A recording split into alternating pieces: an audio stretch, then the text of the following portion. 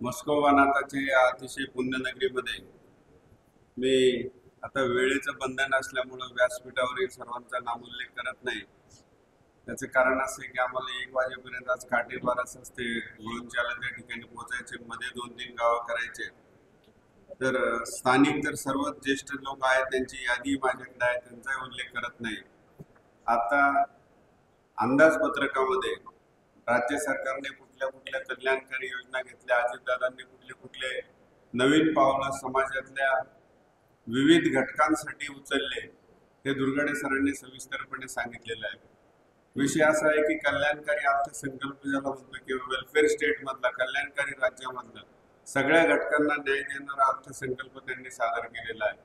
आणि राज्याच्या तिजोरीवर ताण आला तरी चालेल, पण खेड्यापाड्यातल्या गोरगरीब शेतकऱ्यांच्या पर्यंत योजना पोहोचल्या पाहिजे, त्यांच्यासाठी काही बजेटरी सपोर्ट म्हणतो असा देण्याचा प्रयत्न झाला पाहिजे, तो त्यांनी निश्चितपणे केलेला आहे. राहिला प्रश्न आपल्या तालुक्यातील या इलेक्शनचा, त्या इलेक्शनमध्ये 2 उमेदवार उभे आहेत आणि या 2 उमेदवारांमध्ये खोटं बोलण्याची शर्यत गेली 15 वर्षापासून सुरू होत आहे. खोटी आश्वासनं देणं.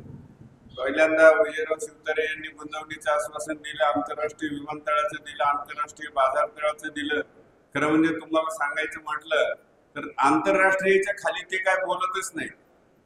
आंतरराष्ट्रीय जे काय बोलायचं ते आंतरराष्ट्रीय अशा पद्धतीने चुकीचं नॅरेटिव्ह सेट करायचं, लोकांना भूलथापा मारायच्या. म्हणून मागच्या वेळी त्यांना रस्ता घरचा दाखवलाही लोकांनी, पण ते पुन्हा रिंगणामध्ये आलेले आहे. तसेच दुसरे जगताप, संजय जगताप या ठिकाणी उभे आहेत, ते नॉट रिचेबल आमदार. कोणाचा त्यांच्या कार्यकर्त्याचा फोन घेत नाही, जनतेचा फोन घेण्याचा प्रश्नच उद्भवत नाही. स्वतःचा व्यवसाय आणि हे करणं, त्याच्याबद्दल आमची काही दुमत नाही, करावा, पण ते करायचं तर मग ही जबाबदारी घ्यायला नको होती. अशा पद्धतीनं जनतेला उपलब्ध न राहणं, त्यांच्या अडीअडचणीच्या काळात उभं न राहणं, असं बरंच त्यांच्याबद्दल काय बोलता येईल. पण मी फार काय कोणावर चिखलफेक करत नाही.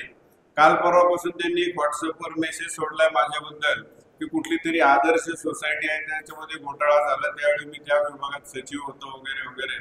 असे बाप सुद्धा नाही. त्यांनी निदान खोटा आरोप करायचा तो तरी थोडा दुर्गाडे सर अभ्यास करून सोडायला पाहिजे होता. नगर विकास खात्यात माझ्या आयुष्यात कधी मी काम केलं नाही. आदर्श घोटाळा म्हणजे एका सोसायटीचा घोटाळा झाला कुठल्या याच्यामध्ये, तो काही फार मोठा घोटाळा नव्हताच, पण त्याच्यावर राजकीय भांडवल करण्यात आलं, काही राजकारण्यांचा त्याच्यात बळी गेला, अधिकाऱ्यांचा बळी गेला आणि ते आता सेट राईट झालं किंवा अजून त्याच्या चौकशा सुरू आहेत. माझा त्याच्याशी तिळमात्र संबंध नसताना व्हॉट्सअपवर ते अशा बातम्या पाठवत आहेत चुकीच्या. आदर्श घोटाळा हा नगरविकास खात्यातल्या काही चुका, त्याच्यामध्ये काही त्रुटी राहिल्या, ही गोष्ट खरी आहे, परंतु तुमचा जेवढा संबंध त्या आदर्श सोसायटीशी आहे तेवढाच माझा आहे. त्यांनी एवढाही स्टडी केला नाही की चुकीचा आरोप करताना त्या खात्यात त्यांचं पोस्टिंग तरी कधी होतं का, किंवा तिथं त्यांची नोकरी तरी कधी झाली का.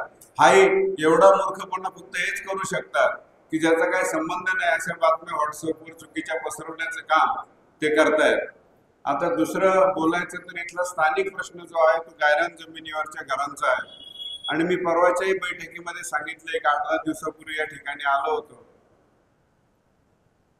गायरान जमिनीचा प्रश्न फक्त वीरपुरता मर्यादित नाही, वीरला तो जास्त आहे.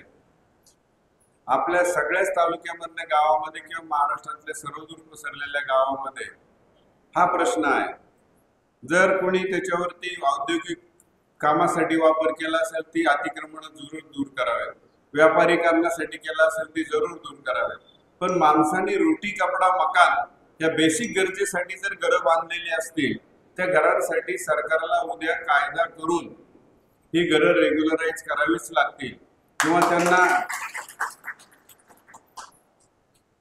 याच्यामध्ये मार्ग कायदेशीररित्या काढणं अवघड नाहीये. विधानसभेत तसं त्यांनी कायदा पास करावा.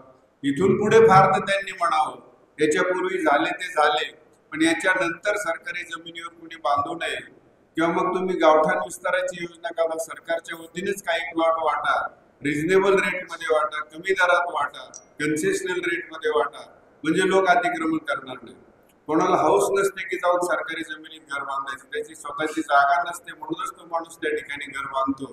ही व्यथा आम्ही राज्य सरकारपर्यंत पोहोचवण्याचा निश्चितपणे प्रयत्न करेन. असो, आम्हाला काटेबारसीच्या कार्यक्रमाला गुंजाला पोचायचे वेळेत आणि मध्ये आणखी 2-3 गावं आहेत. मी थोडक्यात आटोपत घेतो. येत्या 20 तारखेला विधानसभेची निवडणूक होऊ घातलेली आहे आणि हे करत असताना आम्ही अनेक उमेदवार तुमच्या समोर आहेत, पण प्रामुख्याने 3 उमेदवार आहेत. मी आहे, विजय बापू शिवतारे आहेत आणि संजय जगताप आहेत. त्या तिघांचे खोटं बोलणाऱ्यांचे चेहरे, माझा चेहरा समोर आणा. खोट्या नॅरेटिव्हला किंवा खोट्या व्हॉट्सअपवरल्या बातम्यांना कुणी काही बळी पडू नये. पण त्यांच्या विरुद्ध आम्हाला भरपूर बातम्या सोडता येतील, पण गलिच्छ लेवलला जाण्याची पुरंदरची परंपरा नाहीये, म्हणून आम्ही ते करणार नाही. तर 20 तारखेला सर्व वीर असेल किंवा परिसर असेल, मोठं गाव आहे, या ठिकाणच्या सर्वांना माझी विनंती राहील की 5 नंबरला माझं नाव आहे, घड्याळ हे चिन्ह आहे, तर घड्याळासमोरील बटन दाबून चांगल्या प्रकारे मतदान या ठिकाणी होईल अशी अपेक्षा करतो आणि या ठिकाणी थांबतो आणि तोंडला जाण्याची परवानगी मागतो.